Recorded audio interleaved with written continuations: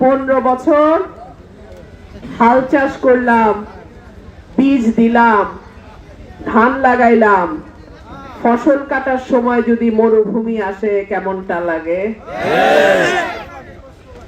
ঠিক আছে, আমার হাঁস আমার চাষ করা ধানই খাইব।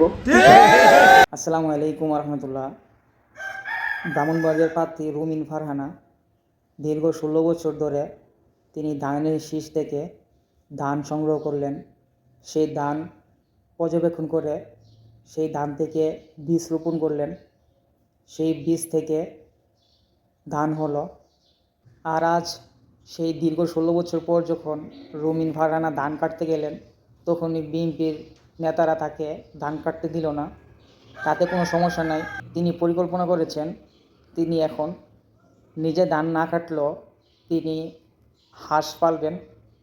রুমিন ফারহানার সেই হাঁস এখন ধান খেতে গিয়ে ধান খাবে, তার জন্য তিনি হাঁসকে বেছে নিয়েছেন। এই হাঁস যখন ধান খেয়ে মোটা তাজা হবে, তারপরে এই হাঁস আমরা দাঁড়িপাল্লা দিয়ে মেপে তাকে জবাই করে আমরা খাবো ইনশাল্লাহ।